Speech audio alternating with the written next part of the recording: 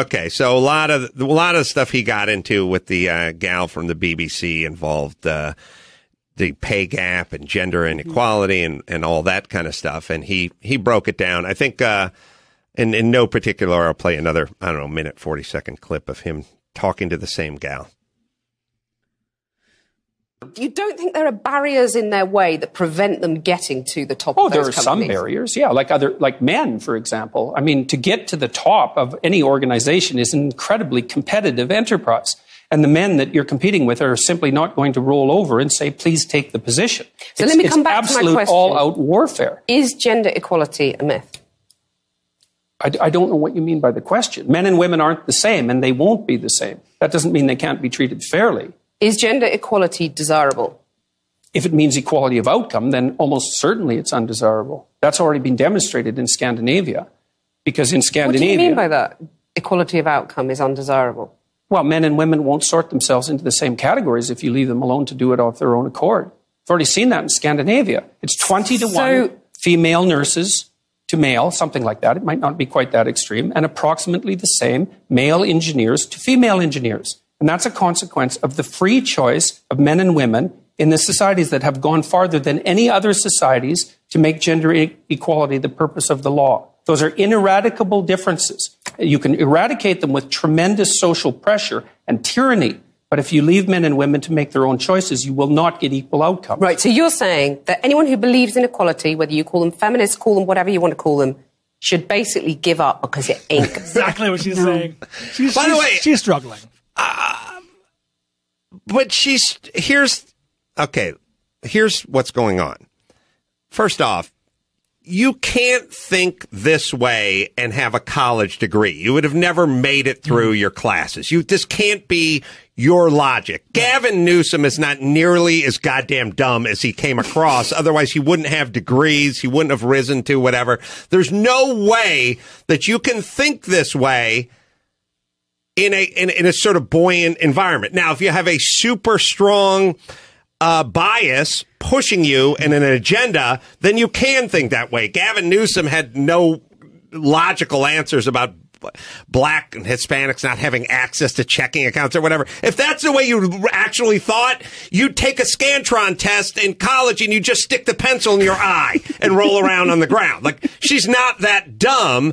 But when you have a super strong bias, you come across as dumb. Yeah. And that's the thing. It's like, look, I'm not a Steelers fan and I'm not a Patriots fan. So I'm allowed to go, well, Tom Brady's better than Ben Roethlisberger. He's got more done, more clutch throws, more of anything. Now, if I'm a huge Steelers fan, I have to go, whoa. A lot of those Super Bowls were really close. Yeah. And Tom, if you take a look at those passes, he wasn't stretching the field. A lot of that was check down stuff. Couple calls. Belichick's the brains behind. Okay, now I seem dumb. And the reason I seem like I don't know football now, you're grasping at straws, is because I have a narrative. Right, you're taking yourself. I chose a side. Yeah. And how am I going to land on the right? How am I going to sound smart defending a stupid argument? She came in with an agenda, obviously. Thus, she's not listening, and she's shoving in her own stuff. She's taking his information and snapping it to a square hole to a round peg. The argument that's come out the other side is so absurd. So you're saying it's like, no. I think at one point he starts laughing. He's like, that's not what I'm saying. But that's how, and also, when you do a thing where you go, oh, so let me just summarize what you're saying. All women are stupid. It's really hard to then have a debate to correct whatever it is you want to correct to the amount that you can correct it. Like, he goes on to say, men and women are different, so no, things can never be the same. And to force them to be the same is sort of tyrannical. To go, there were this. Okay, so there's 100 nurses, and there's 20 female nurses, and there's one male nurse, and then there's 20 or 19 engineers and one female engineer. All right, males who wanted to be engineers, we're going to have to get fitted for a nurse's outfit, and then nursing women, we got to push you over here. That's sort of tyranny. Yeah. They want to do this. That's what they're doing. So the sort of thing, the thing that I've always screamed about, which is, hey, shouldn't the fire department reflect the community? That's not if Asian women don't want to be firemen. Not if that's not their thing. Not a lot of people's thing. I just want the best fireman or the best engineers, the best nurse. Don't you want the best nurse? Like male, female, whatever the ethnicity is? Why are we trying to construct that? And why is that progress? Like it's what I always yell about. Not everything's progress. This forcing of is not. Progress is here's the progress. For that one female out of the 20 who is an engineer, did something impede you? Were there male professors saying you'll never make it as an engineer? Did you have folks trying to push you the other direction? Did you have folks refusing to look at your look at your papers to get an engineering school or whatever? Because you were a female. Right. That's all the stuff we need to always keep an eye on. And then after that, people are just going to scatter where they scatter. I want to say something else about the Jordan Peterson, Cathy Newman interview. So something's emerged that is really quite troubling, and I think most people know this, is that Cathy Newman's being harassed by people who purport to be fans of Jordan Peterson, and maybe they are. Maybe they're a bit too rabid, and they are attacking her for her viewpoints. Now, we saw during this interview an example of how to act and debate with people who do not share your beliefs. Peterson was respectful. He presented evidence. He related to her warmly and with humor. And, there's a couple of minutes where I believe he even won her over. So this, again, as he has said, and as we should really be taking to heart, this isn't about being right. It's about making things better. So Peterson has been, let's just say ridiculously, as he says, helpful to me in terms of improving my life and making it more meaningful. Not the least of which is, his reading list, for one. So I believe he's probably done the same for you. And so don't we owe it to him to be impressive representatives of his work and his attempts to improve the state of affairs?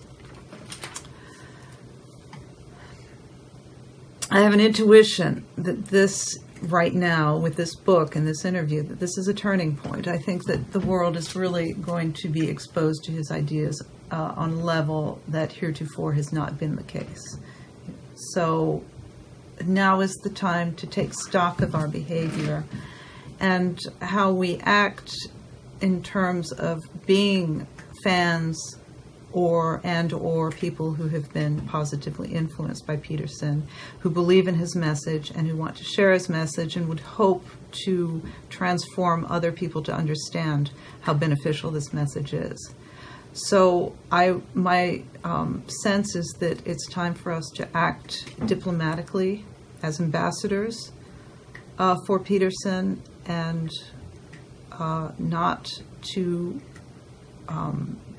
fight with our adversaries, but to treat them in the way that is the best way, which is the way that Peterson treated Ms. Newman. So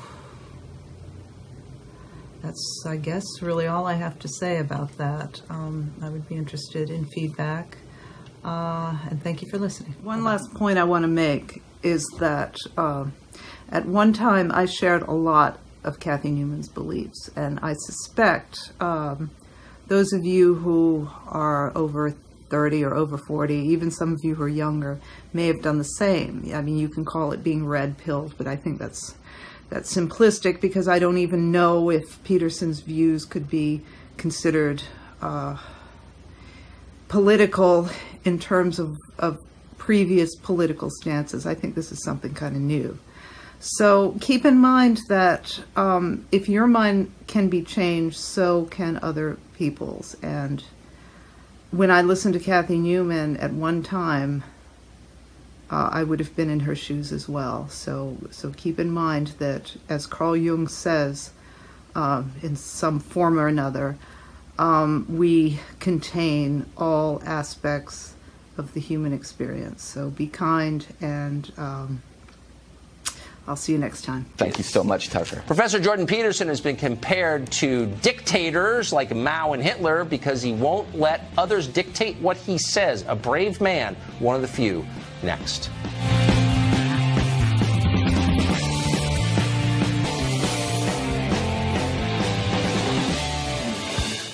Everywhere in modern society, you are ordered to conform, and if anything, it's getting more conformist, from gender to immigration. Pick your issue.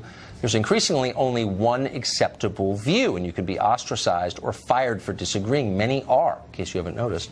University of Toronto professor Jordan Peterson stands dramatically against this tide. He's become famous in large part because he refuses to be shamed from the public square for having his own opinions. Last week, Peterson left interviewer Cathy Newman, not a genius, speechless when explaining that people do not have the right not to be offended. Watch this. Why should your right to freedom of speech trump a trans person's right not to be offended? Because in order to be able to think, you have to risk being offensive. I mean, look at the conversation we're having right now.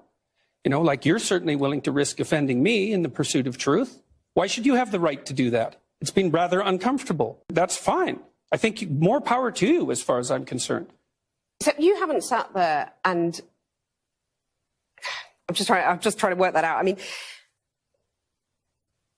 Ha, gotcha. You have got me. You have got me. I'm trying to work that through in my head. Really one of the great interviews of all time. By the way, you should say Jordan Peterson has a new book out, 12 Rules for Life. That clip is everywhere. Jordan Peterson joins us tonight. It's an honor to have you, Professor. So I've watched you for a while. I've always thought you were a truth teller. One of the chapters in your book is tell the truth. That's one of your rules. What are some of the things that you think we're forced to lie about in this moment? Well, I don't know if we're forced. I think we make a choice. That it's sometimes a bitter choice, but that's often the case when you're deciding what to say. But my sense is often you're in a situation where you're damned if you do and you're damned if you don't, so you might as well pick the poison you'd rather take. And you have a moral obligation to do that. So, you know, if you're going to say something unpopular and you're going to get attacked for it, that's a risk, but to shut up and pretend that you think something different is to warp your soul, and that's a much bigger risk. So yes, it is. So why I would think that even if they didn't agree with you, that people in the media would be thrilled by the way you comport yourself, the way you respond, because clearly you're saying what you really think, and that's supposed to be our charge as journalists, is to tell the truth. Well, and yet you get met with these hostile receptions. Why do you think that is? Well, I would say that's not universal. There's a big battle being played out in the press, say over the Cathy Newman interview. There are people who are casting her as a victim because she's been vilified as a consequence of the interview. But there's been many, many people in the media who stood forth and said that it's necessary to be able to say what you think. So it's not a battle that's over yet. Yeah, it's good. It's good. Surprising, but good. So if you, in the book, you have a number of these rules, and Rule 5 just jumped out at me as a father. You said, here's a rule. Don't let your children do anything that makes you dislike them. What does that mean? Well, it means, first of all, that you should understand that you are actually capable of disliking your children, and that because you're larger and more powerful than them, if you let them misbehave in a way that makes you dislike them, you're going to take revenge on them in a very bad way, and sometimes over decades. I've seen that as a clinical psychologist. But more importantly, if your children behave in ways that make you dislike them, assuming you're reasonable, and that might be something you want to discuss with your wife, then other people are going to dislike them too, other adults, and then they won't teach them things, and they won't pay attention to them, and they'll only smile falsely at them, and other children won't want to play with them and include them, and that's a catastrophe for your child. So it's very helpful to help your children behave in ways that make other people welcome them, because then everywhere they go, they're welcome. And there's nothing better you can do for a child than that. Very smart. In the minute we have left, if you could pass on one piece of life advice, and this really is a book of life advice, to our viewers, what would it be? Stop saying things that make you weak. What does that mean? Well, if you pay attention to what you say, you'll know that sometimes you feel like you're standing on a rock, that you're in a solid place, and I suppose that you're speaking from your heart. And other times you're saying things just to look good and just to buttress your particular status at the time, and that makes you feel weak. You sell yourself out. And if you pay attention to what you say, you can tell when you're making yourself stronger, and you can tell when you're making yourself weaker. And unless you want to be weaker, then I would say it's best to say those things that make you strong. And you can learn to do that, and it's really useful. So I would recommend practicing that because it's good for you and good for everyone else too. And so there's a reason people obsessively watch your YouTube videos. Professor, thank you very much for joining us. Congrats on the book. Thanks very much. Turns out a scandal is rocking the limited but vigorous world of Saudi beauty